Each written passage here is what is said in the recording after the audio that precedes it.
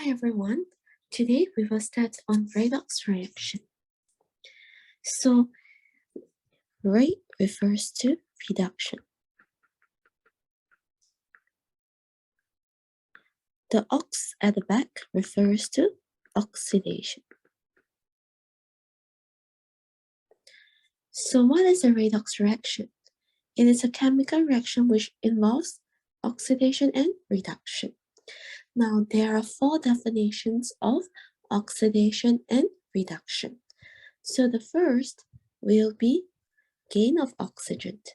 I think this one is rather intuitive. So oxidation means that there is a gain in oxygen. For example, sulfur gains oxygen to form sulfur dioxide. So since S gains oxygen, so S is oxidized. On the other side, for reduction is the loss of oxygen, so it's the opposite. For example, if you take a look at copper oxide, so copper oxide loses the oxygen, therefore it forms copper. So hence it's reduced.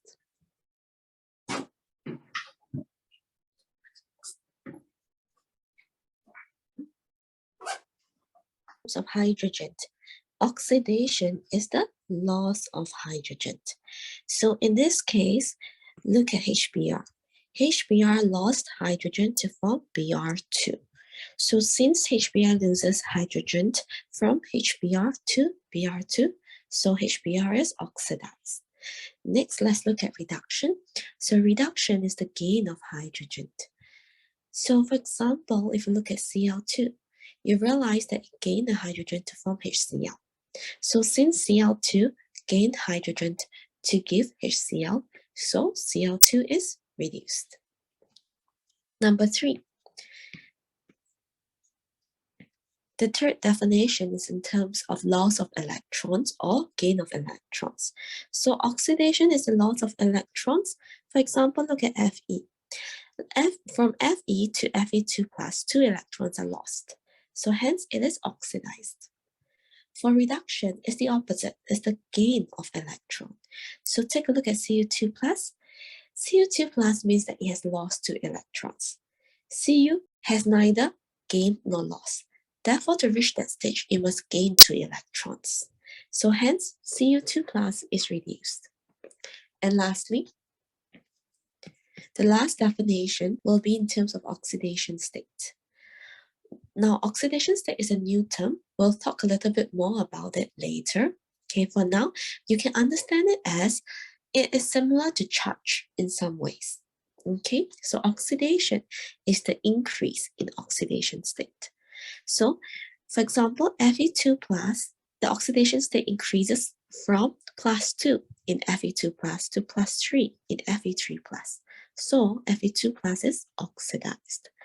And for reduction is the opposite again, so it's the decrease in oxidation state. So if you take a look at Cu2+, the oxidation state of Cu2+ decreases from +2 in Cu2+ to 0 in Cu. So Cu2+ is reduced. So there's 4 definitions. That's an easy way that can help you to remember it. Can remember it as SHU or. So can remember it as plus minus plus minus minus plus minus plus. So the oxidation one is always opposite from that of the reduction. What does S mean? S refers to state. Oxidation state. H refers to hydrogen. O, oxygen. And E, electrons. So hence, as you can see here, oxidation is an increase in oxidation state, loss of hydrogen, gain of oxygen, loss of electrons.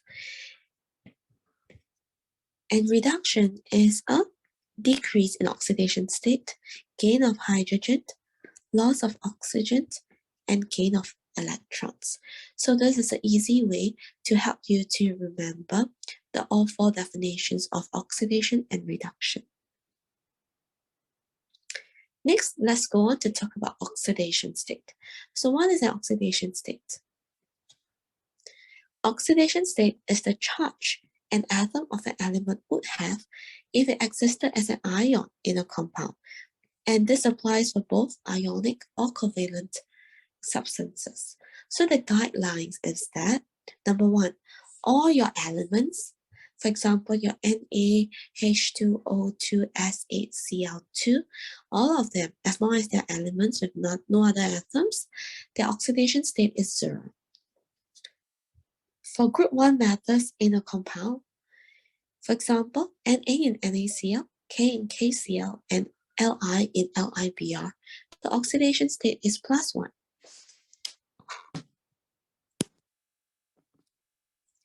Next, group 2 matters.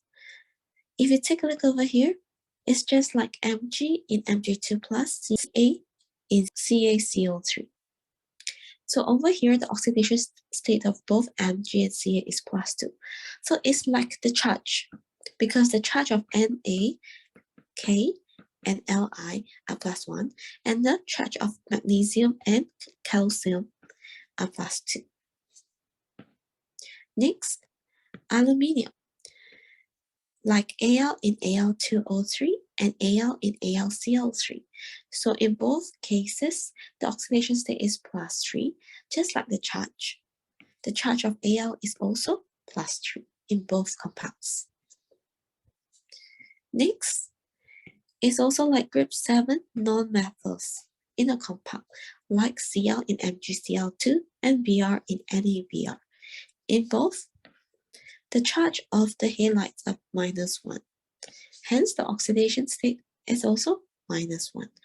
So, all the ones mentioned here, their oxidation states are fixed, meaning all group 1 metals will have oxidation state of +1, all group 2 +2, all group 7 -1. And aluminium is always +3. Next, hydrogen. Hydrogen in a compound is always +1 unless we are talking about metal hydride. What's a metal hydride? It's when hydrogen is bonded together with a metal. So for example, in sodium hydride, NaH, the oxidation state of H will be -1 in state, which is an exception. Okay, so in all kinds of metal hydrides like KH, the oxidation state of H is also -1. Why is this so?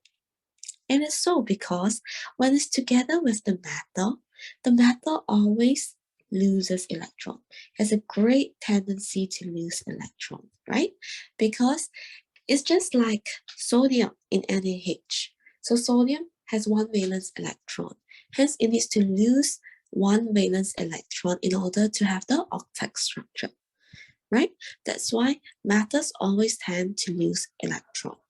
Whereas for hydrogen, it only has 1 electron. What can it do? To achieve a stable structure, it can either choose to gain 1 electron or lose 1. So you see, it's more flexible for hydrogen. Therefore, whenever it is bonded with a metal, the metal will be the one that loses electron. Okay, so therefore, since it tends to lose electron, the metal will be the one with the +1 charge, and hydrogen will be the one to gain electron. Hence, it will have a -1 charge. Lastly, for oxygen in a compound, like O in H2O and O in Na2O, you will have an oxidation state of -2. Now, for this, there's also an exception. The exception will be in hydrogen peroxide. So H2O2, the name of this compound is hydrogen peroxide. Just want to draw your attention, it's not just in hydrogen peroxide. The exception is for all peroxides and superoxides. Okay, so as long as you see hydroxide or superoxide in the name, we know that in this case, the oxidation state of oxygen is not -2. It is an exception. So in the case of H2O2, hydrogen peroxide, the oxidation state of oxygen is -1. So hydrogen is +1, right? So I have 2 of my hydrogen atom. So therefore the total charge will be +2. So H2O2 is a neutral compound. All neutral compounds will have an oxidation state of 0. So +2 plus 2 oxygen atoms. Now, I don't know what's the oxidation state of oxygen here, so I'm going to put it as X, right? So 2 plus 2X equals to 0, because overall it is to be 0 since it's a neutral compound. So 2X equals to +2. Equals to -2 when we do the math, and X equals to -1. So that is how we got the oxidation state of oxygen as -1 in H2O2. So in this table, you have everything that is fixed. Okay, if it's not in this table, like nitrogen, it means that the oxidation state of that particular element is not fixed. And you will have to determine it according to what is bonded with. So next, let's go into the calculation of oxidation state. So oxidation state of any atom can be calculated by using the guidelines shown above. So let us work out the oxidation state of sulfur in SO2. So over here, which one is mentioned in the table above? Only those are fixed, remember that. So S, there's no mention of it, but there is mention of O. So O, is this a peroxide or superoxide? No, it isn't. So therefore, the oxidation state is -2. How many of this do I have? I have 2 oxygen atoms. I don't know the oxidation state of S, so I'm going to put it as X. So this is a neutral compound, SO2. So the oxidation state is 0. So X minus 4 equals to 0, so X equals to +4. Do the math. So one thing I would like you to note is that the difference between oxidation state and charge is the sequence of the number.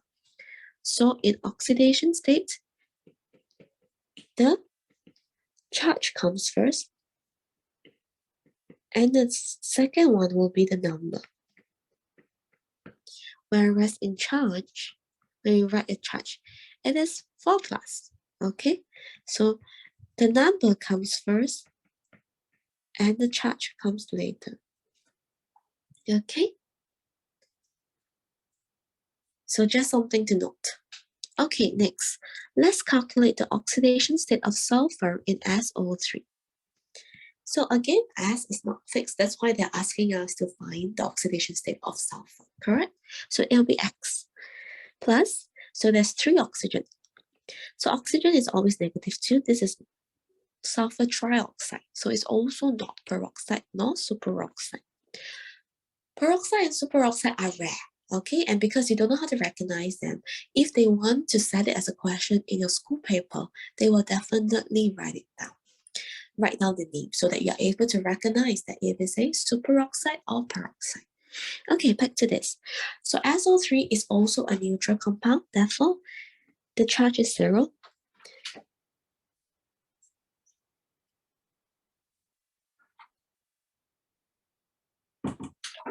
Hence, let's do the math. X minus 6 equals to 0, so X equals to +6.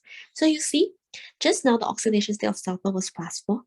Now it's +6. It can change if it's not fixed in the table. Okay, if it's not in the table, it's not fixed.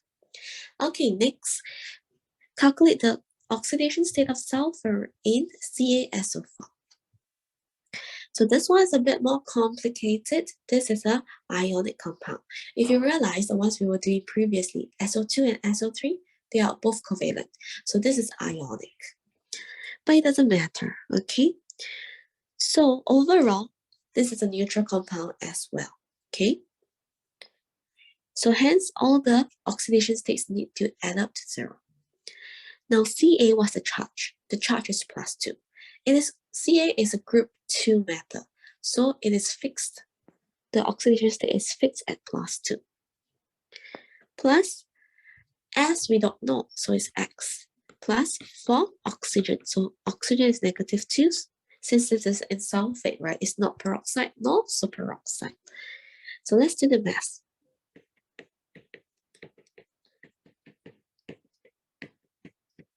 So X equals to plus 6.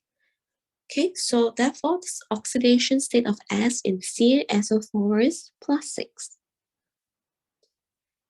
Another one, let's find the oxidation state of sulfur in S2Cl2. So again, this is a covalent compound. Now, what is the one that is fixed? It is Cl, because this is group 7. Group 7 is always -1, right?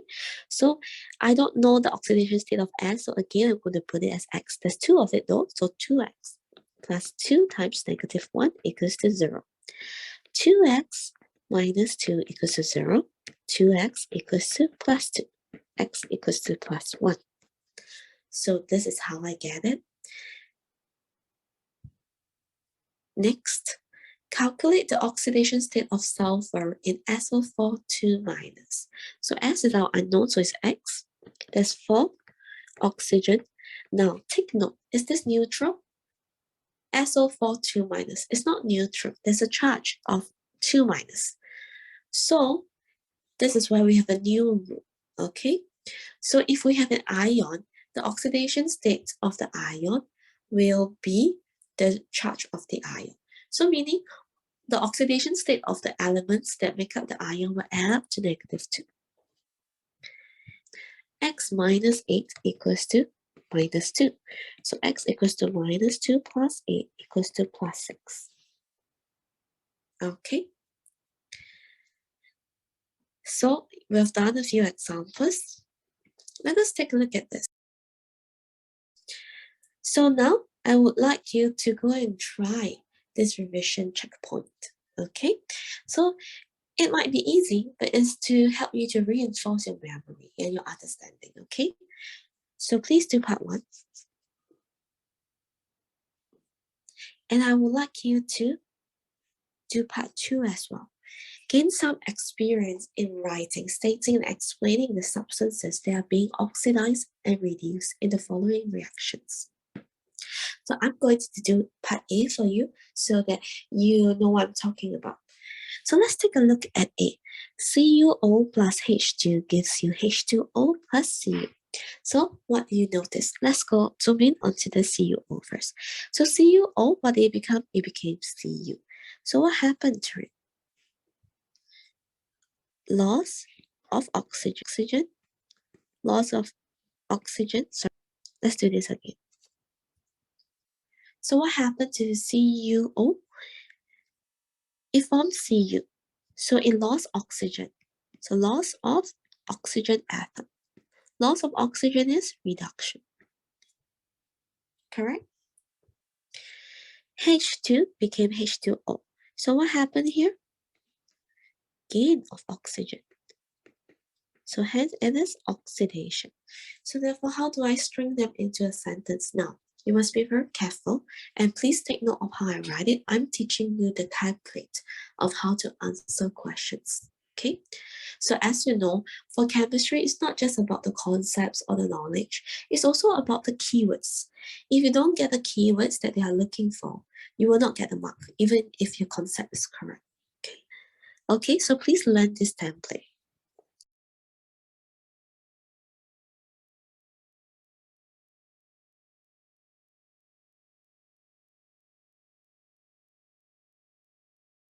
CuO is reduced as it lost an oxygen atom from CuO to form Cu. Okay, so take note what you need to include in the template. Number 1, you need to, of course, firstly say what is being reduced or oxidized. So in this case, the thing that's being reduced or oxidized must always be the reactant, okay? So in this case, you cannot say Cu is reduced. Take note, cannot. And then CuO, okay, is the reactant that is being either reduced or oxidized. So in this case, CuO is reduced. The next, you need to answer why. So which one of the 4 definitions of oxidation and reduction does it fit under? So what was it before and what did it become. So from CuO to Cu. Okay, so you must have these three parts. Number one, which reactant is reduced or oxidized? Number two, which definition of oxidation reduction does it fit into? And number three, what was before and what is after? Okay, so let me write down this template. So start with reactant is so either reduced or oxidized as it. So write in the definition of or oxidation or reduction it fits into.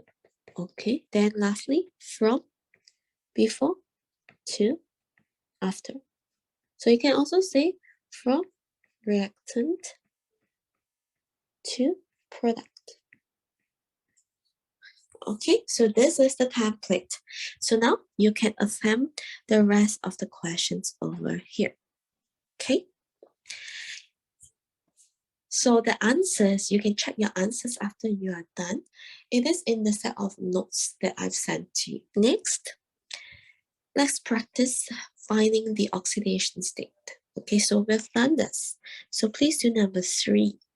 Okay, now let me write down again the 2 rules again.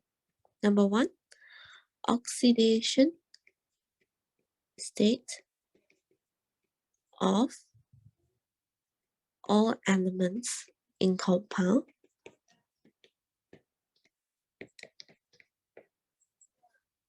add up to 0 if it is a neutral compound.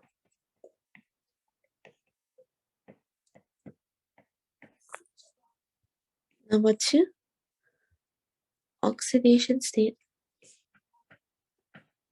of the oxidation state of an ion equals to charge of an ion. Therefore, sum of oxidation state of elements that make up ion equals to charge of ion. Okay, so these are the 2 rules that we mentioned just now. So therefore, please try all these questions. I think I already gave you all enough example previously, so I'm not going to do that again. Please take note that there are still 2 more questions below, and once you're done, please check with the answers that I've provided you with. Okay, next, let's do this next part. To calculate oxidation states of substances when it has more than one unknown oxidation state of elements, such as in ionic compounds containing a polyatomic ion. So in this case, there's more than one element with unknown oxidation state. Just now we were dealing with compounds or ions with just one unknown oxidation state, right? So over here we have 2. So what's the steps? Number 1, use the charge of the polyatomic ion to determine the oxidation state of the metal ions. Okay. Next, use the guideline in the table to find the oxidation states of elements in the polyatomic ion. So what does this mean? Let's take a look at this worked example. So determine the oxidation states of Cu, S, and O in CuSO4. So the first step, break the substance into positive and negative ions. So this is an ionic compound, therefore it can be broken into Cu2 plus and SO4 2 minus, correct? So therefore from here, since we have Cu2 plus, we know that the oxidation state of Cu must be plus 2, like the charge of Cu2 plus. Next, SO4 2 minus. Okay, so this is a little bit more difficult. So S is unknown, right? Because S can change, it's not fixed. So we put it as X. Now oxygen is fixed. So oxygen we can already say that it's -2 now, because this is neither peroxide nor superoxide. So it's always fixed as sorry, it's always fixed as -2 if that's the case. So X plus 4 of oxygen, so 4 of -2 equals to, now this is SO4 2-, so the charge of the sulfate ion is -2. So therefore the oxidation state is -2. X minus 8 equals to -2. So X equals to -2 plus 8 equals to +6. So hence, that's how we get all three oxidation states. So it's not too difficult, right?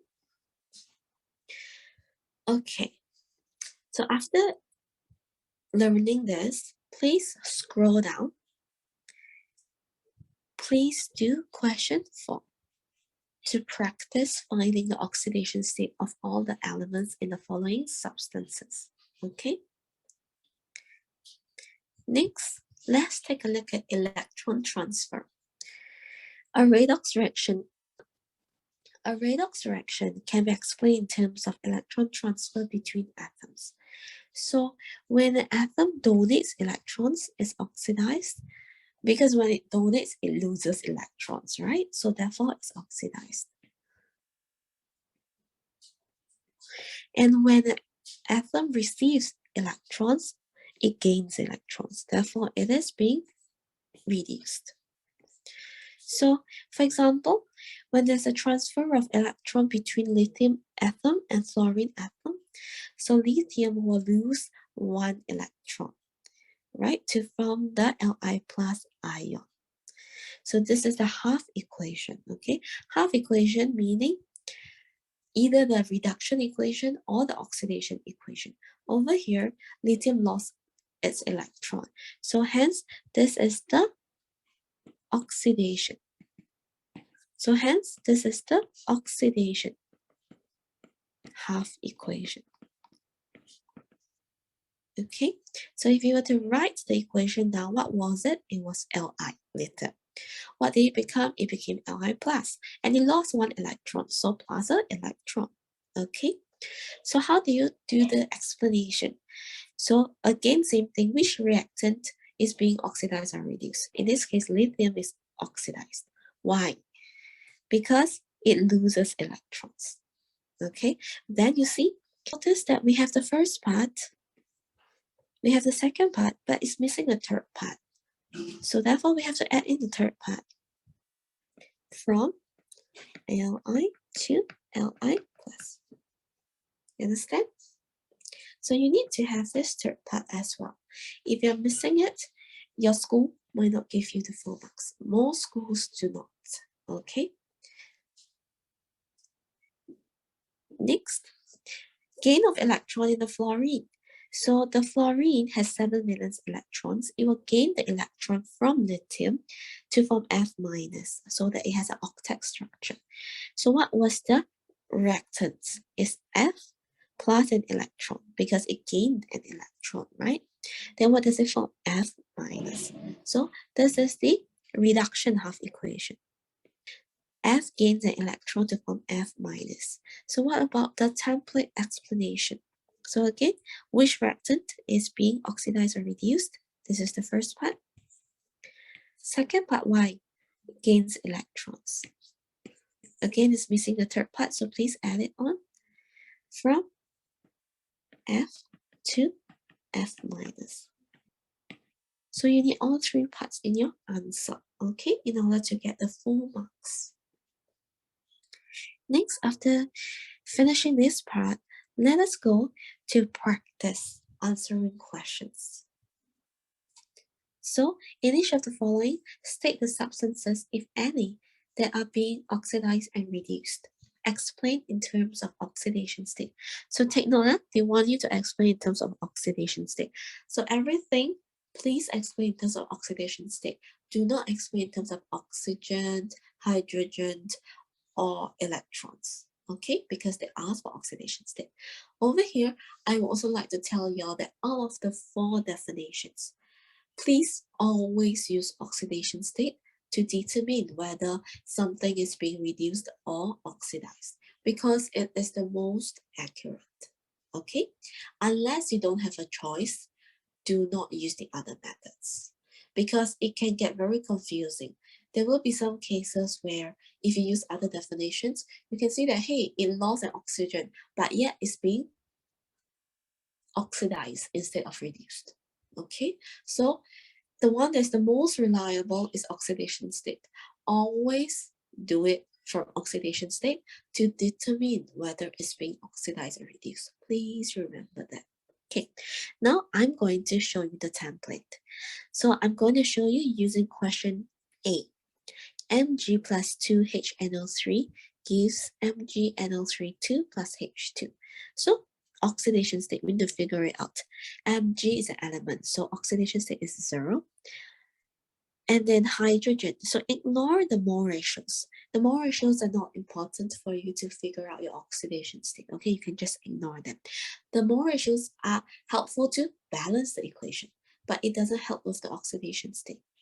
Hydrogen is fixed, right? It's +1 because in this case, it's not bonded with a metal. It's not a metal hydride. So for NO3, so okay, when you're dealing with a polyatomic ion, you do a quick check to your product. You see if it still has that polyatomic ion. If it still has, then you can just find the oxidation state of the ion as a whole. NO3 minus, right? So it's -1. Okay, so you don't have to separately find out the oxidation state of N and O. Because you don't have to spend the extra time for that since it's not like, it didn't get converted into anything else. It still remains as NO3 minus. So next for the products, Mg is now in a compound. So there's two parts of this, cation and anion. So I separate it into its ions. So this one I can separate it into Mg2 plus and NO3 minus, right? So Mg is, since it has Mg2 plus, so therefore the oxidation state is +2. This one, again, like we said, is not separated, so the whole thing is -1. H2 is an element, 0. H2 is the element hydrogen existing in its under room temperature and conditions. It exists as a diatomic molecule, right? That being a diatomic molecule does not make it not an element. So take note of that.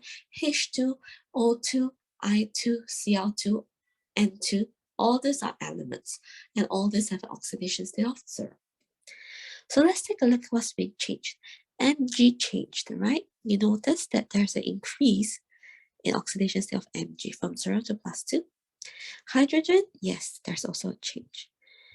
So there is a increase in oxidation state, therefore it's an oxidation. So hydrogen +1 to 0, so there is a decrease in oxidation state, so hence reduction. Okay, there's no change to NO3 minus. Okay, so how do we phrase it? Again, same thing. Mg is oxidized as the oxidation state of Mg increases from 0 to +2 in MgNO3 2. HNO3 is reduced as the oxidation state of hydrogen decreased or decreases from +1 to 0 in H2.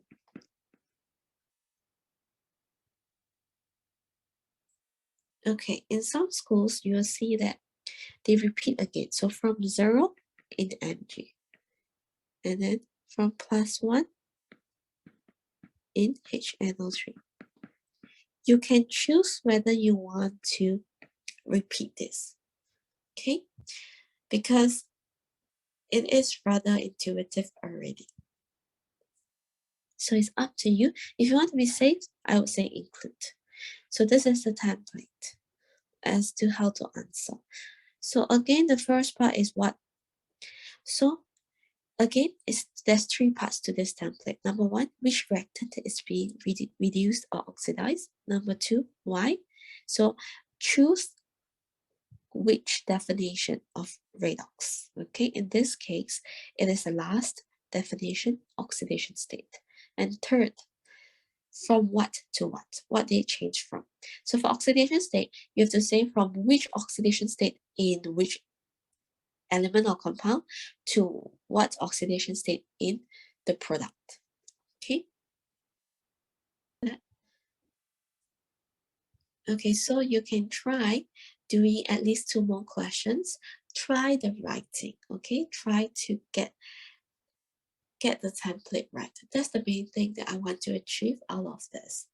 Okay, I know that most of you can get it rather quickly, can get the oxidation state correct rather quickly, but try so that the template, okay, the way to phrase it, the keywords, sinks into your muscle memory, because when you write, you have muscle memory, you're gaining muscle memory. Okay, next, this is the last part of this chapter. Yes, this chapter is actually rather simple, right? So oxidizing agent and reducing agent. What is an oxidizing agent? So this one you need to take note, it's very important. There's two parts to the definition. Number one, oxidizing agent, so it causes the other substance to undergo oxidation. Second part, it itself is reduced. So there's two parts to it. What about reducing agent? It's the opposite. So reducing agent, so it's an agent that reduces. So therefore, it will cause the other substance to undergo reduction. It itself will be oxidized. So the two parts to it, please remember. So if the substance undergoes oxidation, it will be a reducing agent. And if it undergoes reduction, it will be an oxidizing agent. Of course, this is only if we have a redox reaction where there is both oxidation and reduction. So let's take a look at this example. Zinc reacts with hydrochloric acid according to the equation below. So for zinc, the oxidation state increases from 0 to +2.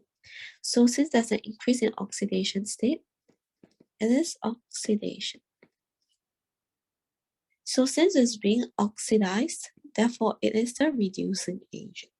So it's just one extra step. Next, for hydrogen. So hydrogen is +1 in HCl because it's made out of H plus and Cl minus. So hence, oxidation state of H is the same as the charge of the ion +1.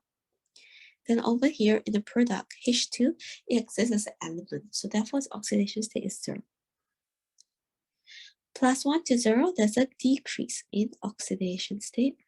Hence, it is reduction. So therefore, it will be the oxidizing agent. So you can look at the phrasing. HCl is the oxidizing agent. So this is again the first part. Which reactant is the oxidizing agent or reducing agent? The next second part, why? Because it causes zinc to oxidize.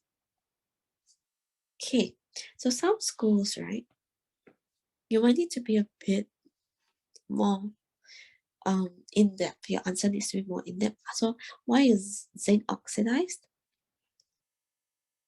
So oxidized since its oxidation state increased from 0 in Zn zinc to +2 in ZnCl2. So you see which one your teacher wants, okay? So I would say that this part, your school might not want it, okay? But it's good to put it in because it's safe. So when you learn this in school, please note what your teacher wants. And the third part, it itself is reduced in the reaction.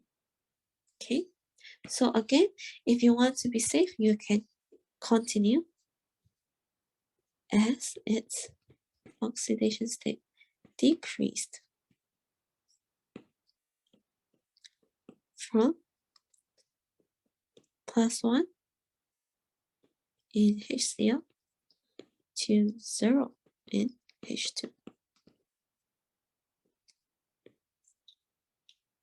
Usually, just the words in black are sufficient. But for the schools which are very strict in this, please write in the ones in red as well. Again, it depends on what your teacher teaches you. So next thing is the reducing agent. Why? Because it causes HCl to reduce, it itself is oxidized. Okay, so we are done with this. And this is really the last part. Okay, before we look at this, I would like to show you this diagram first. These are some examples of our common oxidizing and reducing agents. So for oxidizing agent, the most common that you have to know is potassium manganate 7, KMnO4, and potassium dichromate 6, K2Cr2O7. Okay, you have to know this.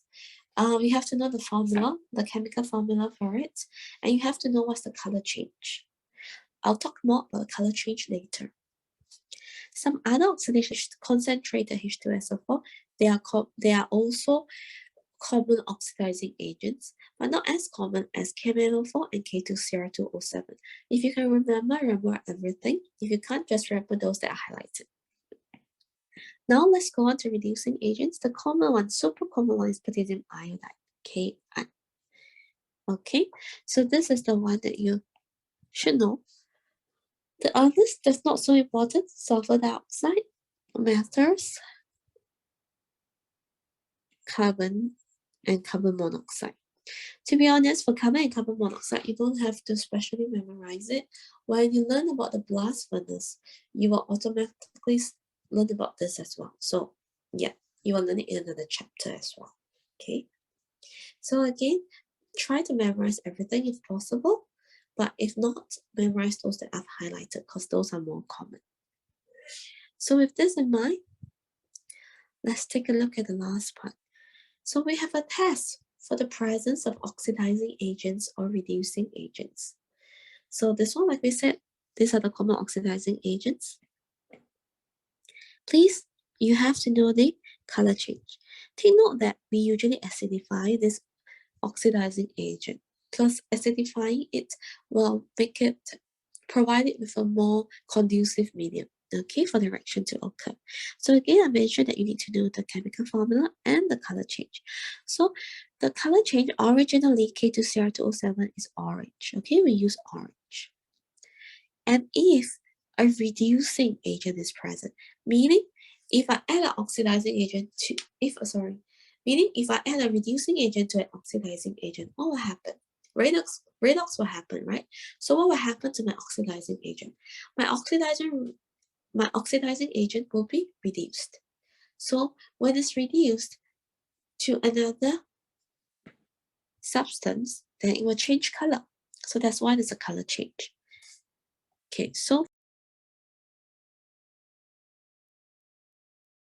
dichromate. The dichromate ion Cr2O7 2-.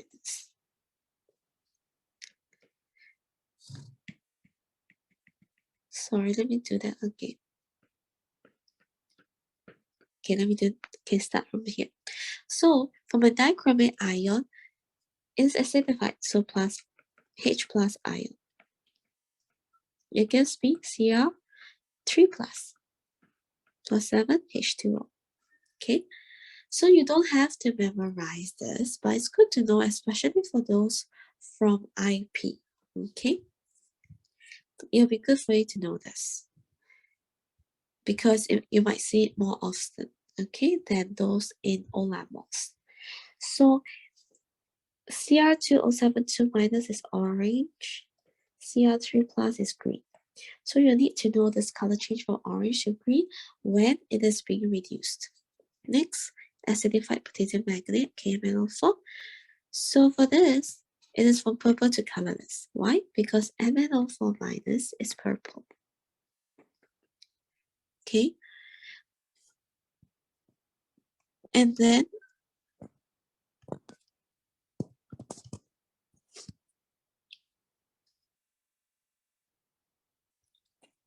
so it is acidified. Therefore, you have 8H plus.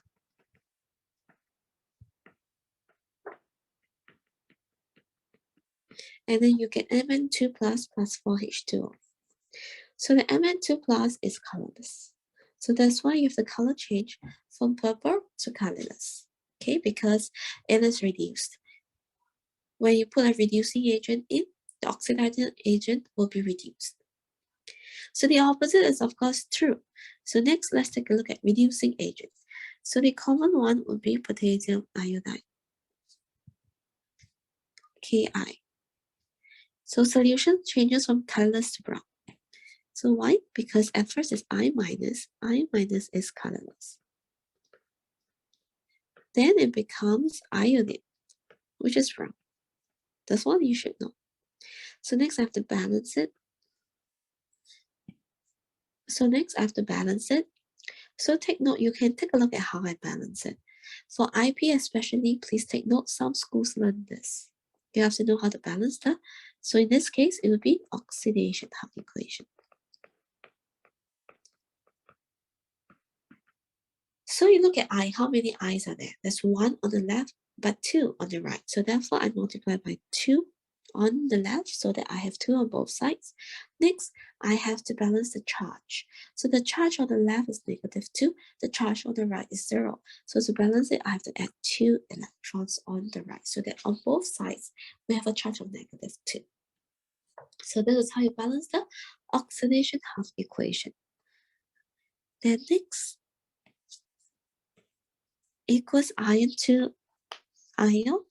So Fe2 plus. Fe2 plus is green, and then it can be oxidized to brown. So Fe2 plus, which is green, becomes Fe3 plus, which is brown. Okay, so to balance, now on both sides I have 1 Fe. To balance the charge, I need to add an electron here. Okay. So other common reducing agents are sulfur dioxide and carbon monoxide. So an oxidizing agent will be reduced, so it can be used to test for the presence of a reducing agent, and vice versa, a reducing agent will be oxidized, so it can be used to test for the presence of an oxidizing agent. So as long as there's a color change, there is either oxidation or reduction occurring. And it will show you the presence of either reducing or oxidizing agent depending on what you add in. So for example, to determine if solution X is a reducing agent, we can use an oxidizing agent. So you see, we prepared potassium dichromate 6, which is an oxidizing agent, and I add in a few drops of solution X. So if it's a reducing agent, what will happen? It will cause K2Cr2O7 to reduce. So therefore, the color of K2Cr2O7 will change from orange to green. And if it's not a reducing agent, there'll be no color change observed. Okay, rather straightforward. So I think you can do this as practice number 2.